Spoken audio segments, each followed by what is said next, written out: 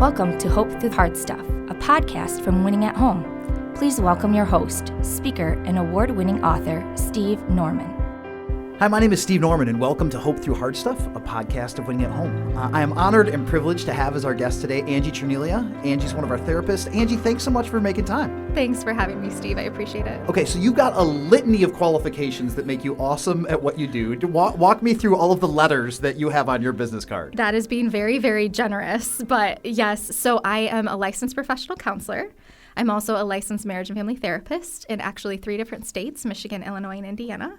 I'm also an AMFT-approved supervisor, which is the National Organization for Marriage and Family Therapists, which was an honor and a privilege to get to do. So I get to walk alongside some newer therapists and just guiding them on their journeys. It is a great privilege and honor to do. It sounds really intense, but really what makes me great is the people I get to work with, my clients and my colleagues. And Angie, you've got this reputation that precedes you about being amazingly gifted and sensitive with helping couples walk through tricky issues.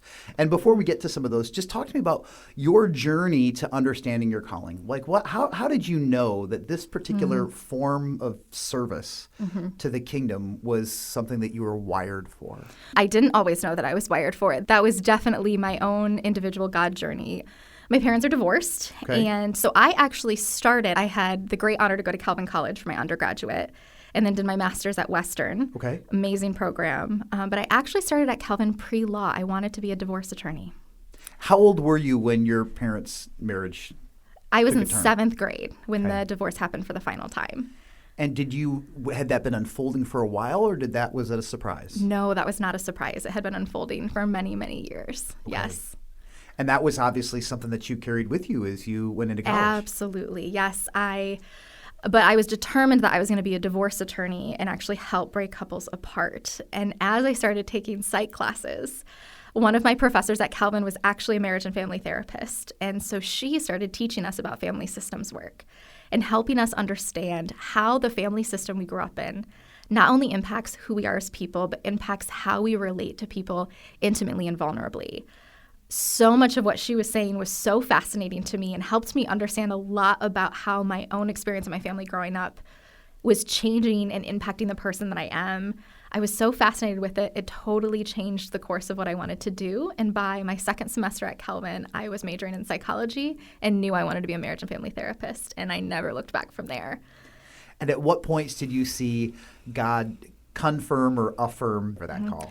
It felt confirmed from the very beginning, as everything about the world of marriage and family therapy clicked so strongly with me, not only internally, but as I started understanding how it can help people, it was a no-brainer. It was just so concrete. And then as I actually got into my master's program and started actually being able to work with clients, it was absolutely incredible how this framework, this perspective of family systems work was able to open doors for people that not only helped them understand what was going on for them, but it answered the question, why?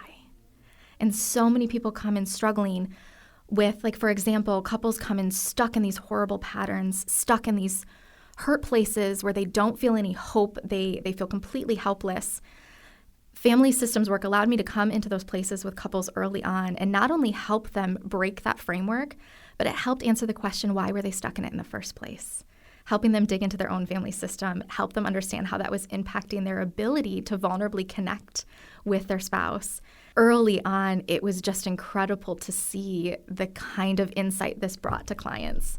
It's fascinating. I mean, I could talk about it for absolutely hours, but from the beginning, it was just such a God-confirmed thing that this is what I was meant to do.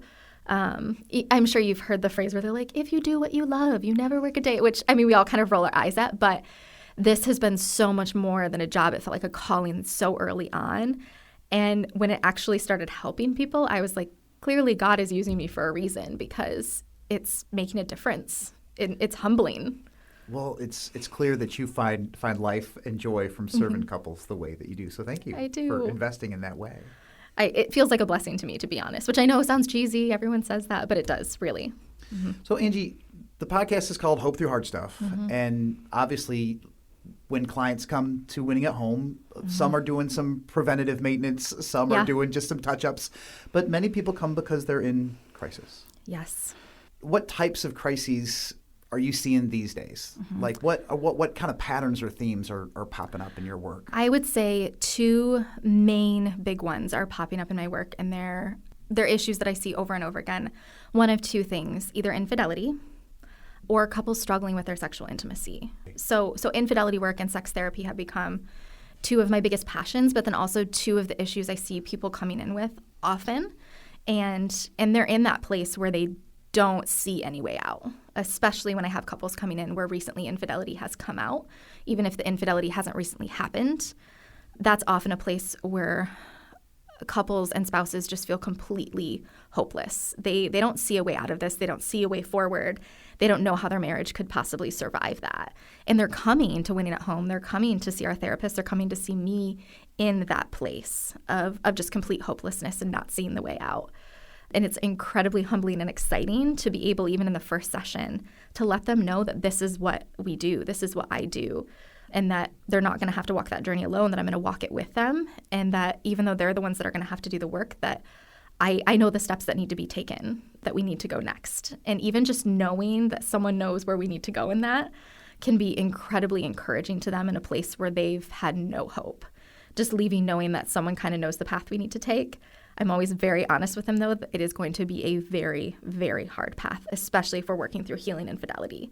That kind of therapy work, it's such a unique place to work in because it doesn't follow the typical pattern of couples work, because it means that the betrayer needs to really be held accountable, because building trust is no small task. And I would say that is probably one of the biggest things I see frequently is couples wanting to find a way to build trust in the midst of deep infidelity. And you know, every couple is different, but if you were going to create kind of a model or a template for this kind of struggle, how would it play out? Well, I would say first and foremost, there's kind of two areas that we need to focus on, and there's two areas that and like you said, each couple is individual about what this looks like for them. But not only do we need to look at building trust in the here and now, but we need to find a very concrete way to do that. And this is where it can get very uncomfortable for clients and couples, is because the betrayer, the partner that betrayed the marriage and was unfaithful, really the only way to build back that trust is through concrete actions that can be validated. So there needs to be proof, there needs to be concrete steps that help build that trust back. For example, if part of the infidelity was that they were texting the affair partner or sending pictures or calling, the phone is going to be a huge trigger for the hurt partner. Anytime they see their spouse on the phone, immediately that fear, that feeling of not being safe in the marriage is going to come back up. So that would be a step of us creating boundaries around phone usage that helps create security for that partner. I've had clients who have had to send pictures, showing that they are where they say they are. But the other piece to that is that we want to start reconnecting the couple. So I usually want to find a way that's fun and engaging of rebuilding this relationship that has just been broken, because the relationship that was can no longer be. So it's actually having to re-engage the relationship all over again. So for instance, if sending pictures of where you are not only builds the trust, but it's a fun way to connect throughout the day, what a win-win. What a great way to just help this couple reconnect while also building trust and security. So even though we're doing really tough work, the purpose is to rebuild a connection. And that doesn't have to be horrible. It can really be fun and even flirtatious at times. But so really, those are the first two things that we're doing, is looking at how do we concretely build the trust back, but also how do we concretely rebuild a connection. One of the other big things that we need to do is the hurt partner really needs to have their betrayal validated. They need to know that the partner that did the betraying understands the hurt and the pain. And that can't just be done through some small conversation of like, I know I hurt you. It needs to be done 100 times a day, over and over and over, for as long as they need, to just know that their partner sees the pain that they've caused. And all of these are big things. They're really big things that partners often don't know how to do. And couples are coming in completely lost in. So to be able to lay the groundwork with them of like, these are the 3 things we're working to achieve, and this is how we're going to do that in the very concrete here and now, can often give a great sense of hope moving forward. Angie, what do you say to couples where the betrayed party comes in and they're in crisis, and the betrayer isn't ready or willing to come to the table to move forward. Is it an instance where it's just the hurt partner coming in individually? Yeah. And then that is just giving the hurt partner the space and support that they need to process through their pain.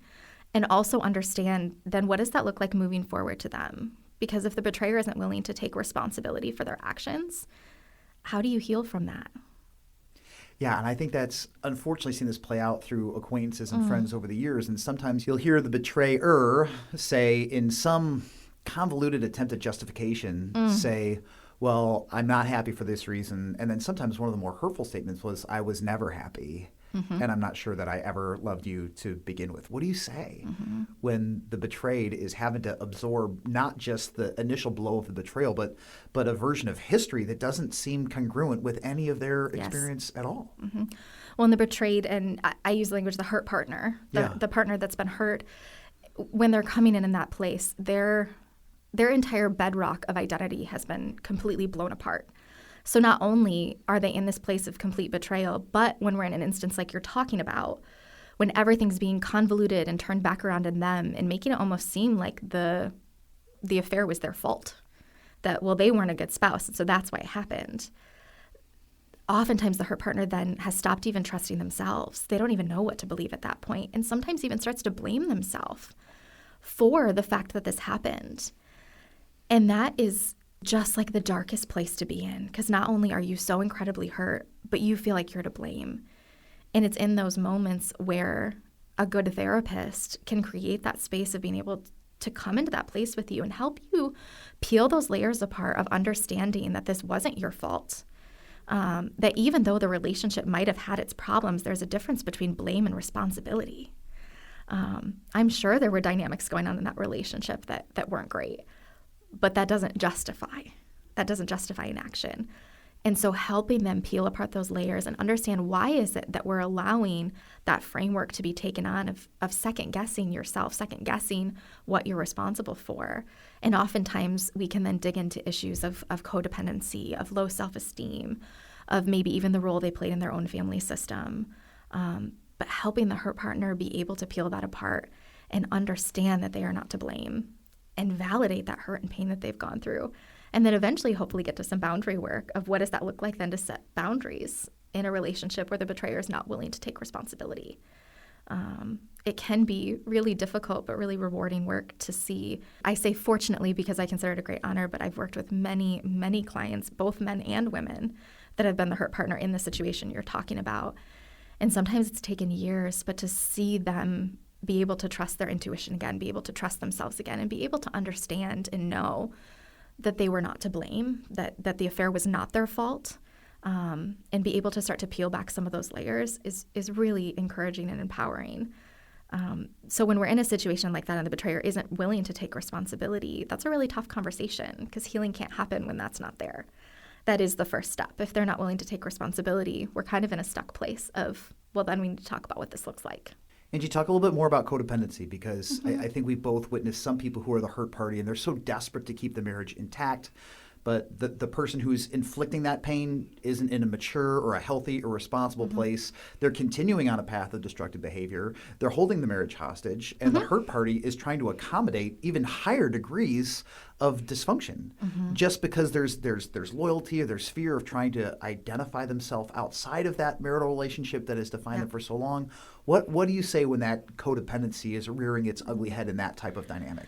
That's usually where family systems work can be extremely exciting. Okay. And I know it might sound twisted that I think it's exciting, but it really is. Because when we're seeing someone in that place where they are trying to hold on to a relationship that continues to just cause them pain and emotional trauma, usually there's a deeper story there. We want to understand the why. What is going on for that person that is leading them to hold on so strongly to that relationship? It usually goes a lot deeper than just what's happening in the relationship. And that's where I love exploring family systems with people, helping them understand how, and when I say family system, it's talking about their family of origin, the family that they grew up in, which might be biological and might not be. But it's helping them understand how the family they grew up in and the role they played in that family, how it shaped them. A lot of times if we are leaving a family system in a role where we don't feel like we're good enough, or we don't feel like we have value, that can lead to being codependent in a relationship. And so then we try to play out that need to be enough, that need to be wanted. We try to play that out in our intimate relationships and our marriages, and helping clients dig a little deeper to understand, where is this desire to hold on so strongly to something that continues to hurt you? Where is that coming from? What need are you trying to fill there? And a lot of times we can dig into family systems work and understand some really incredible things about messages clients were given about their value, their worth, how they deserve to be treated, conflict, communication, intimacy, that we are learning all of that as we grow up. And a lot of times people don't even understand that that's happening. So there's a lot of unconscious desires, needs, and messages going on that are then playing into trying to hold on to this thing that has become extremely hurtful and extremely toxic. And that's in the case where, like you said, if the betrayer isn't willing to take responsibility. I get the question a lot, have you ever seen a couple successfully come back from an affair? And I think that's people desperately wanting to know if there's hope. And I can say I have walked many couples, not just one, many couples have successfully healed from an affair, but it is always when the betrayer was willing to do the work, take responsibility, and do it for as long as is needed. Angie, have you ever seen a tipping point where a betrayer came in initially standoffish, maybe not ready to fully embrace the pain that they had inflicted, and then finally get to a point where they could own it? Yes. Does it happen in a moment? Does it happen over time? What tends to be, and again, every couple is different. Unique. For maybe somebody who has been wounded and they're just hoping against all despair, yes, that maybe the light bulb will go on for their partner who feels just very distant and cold and hard-hearted. Mm-hmm. I'm hearing you say that does happen. It does. How does that happen? Mm-hmm. A lot of times I feel like it's that person finally being open to God intervening. Okay. But also being open to going to couples therapy. Okay. If they are open to getting that support and getting that help, that is really a lot of times when I see that turning point happen. When, unfortunately, the really tough conversations are happening, and that's our job, especially in infidelity work. I let people know up front, this isn't comfy, cozy work. A lot of people have this idea that they're going to leave the session feeling so fantastic, and a lot of times that's not the case, especially when we're healing from infidelity. It's a lot of times holding the betrayer's feet to the fire.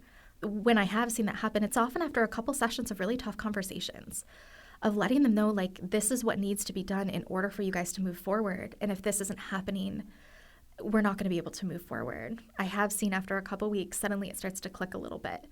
But it's also meeting the partner that betrayed as a person.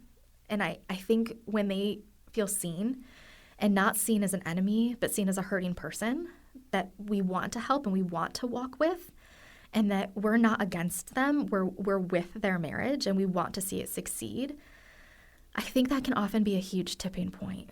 Oftentimes there's fear of being villainized when they're met as a hurting person too, of saying like, hey, I see that you're hurting in this as well. I want to walk you through this, but I also need to know that you're open to this journey. A lot of times that's when I see the softness come forward, but that doesn't always happen. Sometimes, unfortunately, they're just not in a healthy enough place to do that, or whatever pain they're going through is too much. But when the tipping point does happen, it's usually at that place, when letting them know I'm not against them. I'm not here to be their enemy. I'm here to walk alongside their marriage. Their marriage is really my client. It's not to side with either of them. And when they realize that it's actually the three of us working together, that's usually when I see the tipping point happen, when they get to be seen not as a villain, but as a hurting person. It's usually that moment. But I hear you saying that it's you have to be willing to play the long game. Like there aren't Band-Aids the long or game. quick fixes. No, that's actually one of my favorite phrases, Steve, is I tell clients up front, I said, I don't do Band-Aid therapy. And so if we're here for Band-Aid therapy, I'm not the therapist for you. Because we are not doing quick, comfy fixes that are going to fall apart in 6 months. Infidelity work, repair from that is a long game.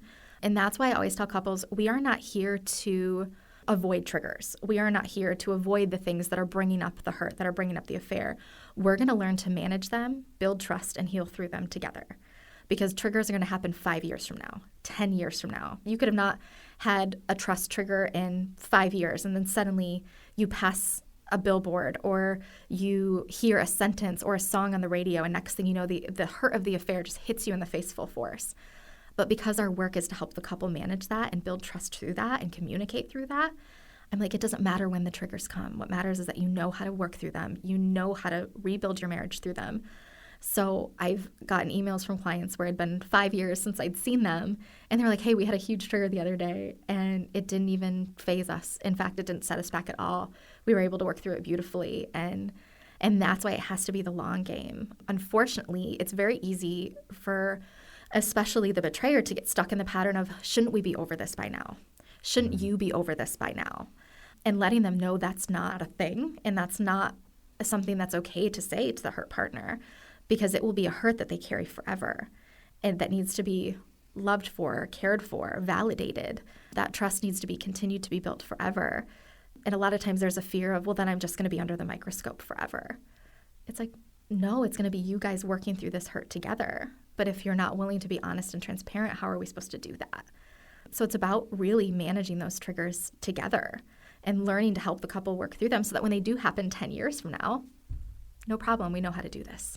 So if the hurt party is trying to hold the betrayer to account or trying to hold their feet to the fire, trying to hold them accountable for behaviors and systems and patterns, and maybe the betrayer is just getting fatigued, and they're like, you're just trying to control me, you don't trust me, you're trying to shame me. Yes. What's your counsel in that scenario? Well, the thing is because that is, and like I was saying, it's in that first session, letting them know that part of my job is to help them set the groundwork for this healing, is to know the path in front of them. So that is always something I predict for couples right up front. I was like, I hear that you are on board with this. I hear that you want to build that trust with your partner. I am going to just predict for you now in 6 months or in 4 months or in 8 months, there is going to come a point where you are going to say, how much longer do we have to do this? Aren't we over this by now? There is going to come a point where you are going to get fatigued of it. And when that point comes, I'm going to remind you of this conversation. And I'm going to say, hey, do you remember when I told you you're going to get to the point of burnout? You're in it now. And it is at that point more than ever that your partner needs your support and your consistency and your encouragement. Because it's at that point where we've actually been working and moving forward. It's at the point where you're going to feel exhausted. You're going to feel like you want to give up. And we want to encourage that the work is working, because a lot of times at that point, that is what's coming up for them. They're like, we've put all this work in and these triggers are still happening, so it must not be working. And so what they really need is the therapist to come alongside them and remind them that does not mean it isn't working. That is just how tough this trust is to build and how deep this hurt goes. What you're doing matters. Building this trust matters.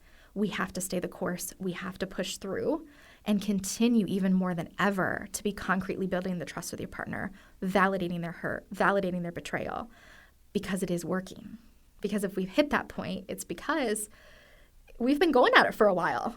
And so oftentimes hearing from their partner that the things that they have been doing are actually building the trust is a great encouragement at that moment. But that's a lot of times where I call couples therapists where we have to be the hope holder. In those moments where they're like, this isn't working, we have to let them know that we know it is and that we trust it is, and we need them to stay the course with us. And that's incredibly humbling and vulnerable work to do, to know that you need to hold the hope for that couple. And you're asking a big ask of them to say, hey, trust me. I need you to trust me with this process, because you have to do the work, but you are trusting me with the process of what this looks like. It's humbling work, but in that moment, the greatest thing we can do is intervene and encourage what's actually working, what we're doing going forward, and reminding them that it does matter, and we have to stay the course.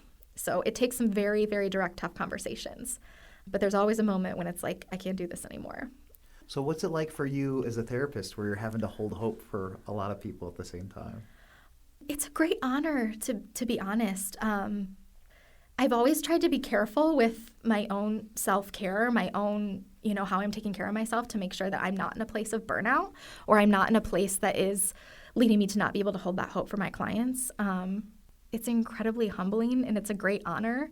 But the support of great colleagues around you, that's why one of the biggest reasons I love Winning at Home is it really is, and I know people say this all the time, but it truly is just an incredible family. The support we give each other here, not just clinically, but personally. We really are constantly checking in on each other. And honestly, I think it creates an environment where the best clinical work can be done. Because there are days where it's like, ooh, that was a couple really tough sessions. And to have people come alongside you and encourage you and pray for you and remind you of the important work that we're doing, allows you to continue holding that hope for those clients and allows you to continue holding that space. And it's just an incredible symbiotic relationship to keep that going and to be able to hold that. Angie, what do you say to parents of a couple who's struggling, or to small group members, or to clergy people, or to neighbors who are intimately involved and try to be supportive, but they're not clinically trained? They don't know how to hold hope. Mm-hmm. What encouragement do you have to people who are in the blast zone of That's a good way of putting it. Infidelity, who really do want the couple to win? Well, a lot of times, first and foremost, especially the hurt partner can feel very paralyzed that they can't go to anybody because they can feel like they have to protect their spouse, that they need to protect the betrayer. So it can often be hard, like you said, in the blast zone to know how to help, because a lot of times couples can be very private about it or often feel like they can't even talk about it because they can feel like if we do decide to move forward and heal our marriage, will my family and friends still accept this person?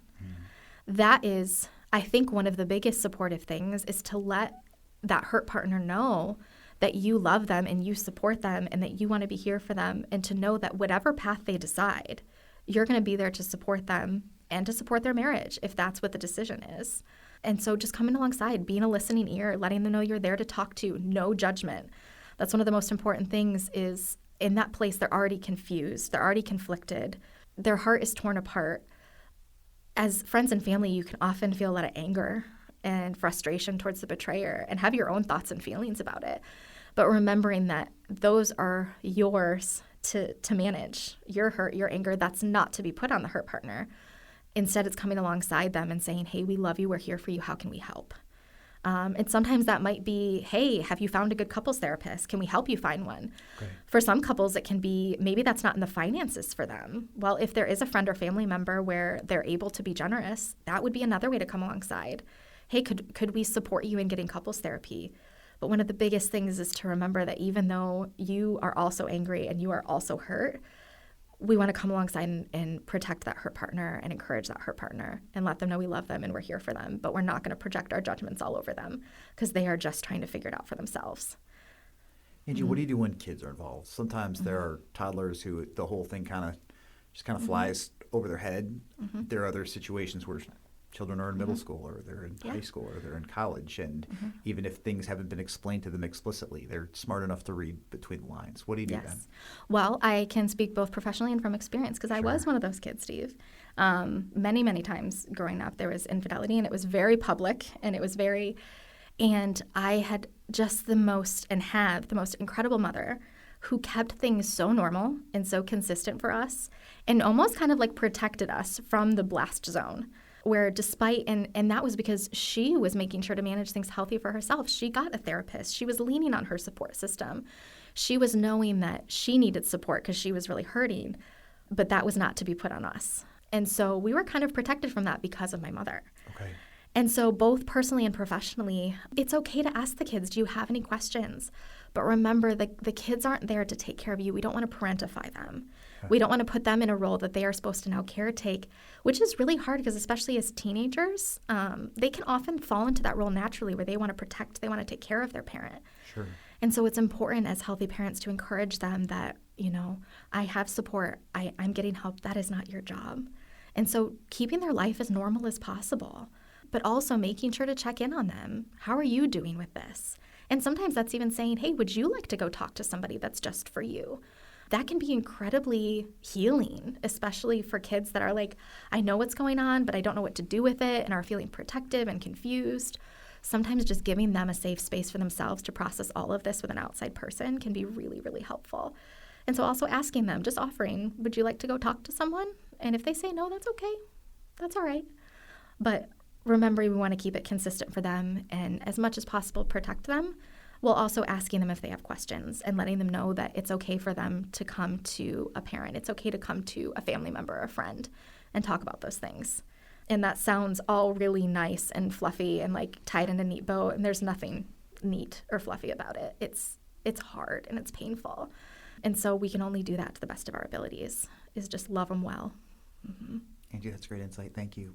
One more question. You and I have had some engaging and intriguing conversations about purity culture and some of the downsides and some of the fallout from that. And I was recently reading a book that said, unfortunately, one of the liabilities of purity culture is that intimacy issues in couples got weaponized to justify infidelity, or the fear of potential infidelity have led some partners to engage in certain forms of intimacy that might not feel natural or safe or comfortable because of this great fear that if they don't accommodate their partner's desire or whim in this particular instance, then they risk losing them to a stranger or a potential affair partner.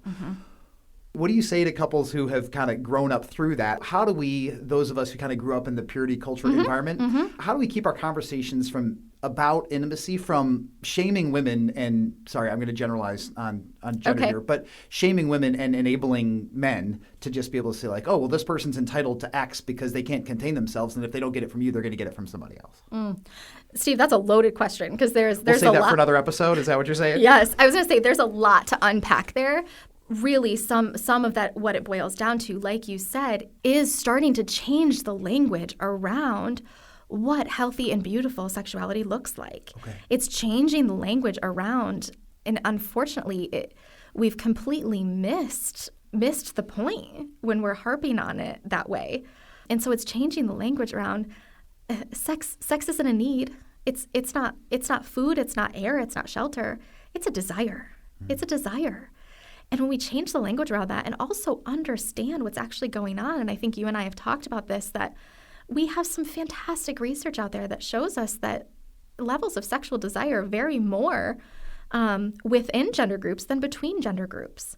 So we've completely missed the point of taking this idea that like men are these sexualized animals that like can't survive without it, and that women don't have any sexual desires and just, and that their pleasure is just completely off the table.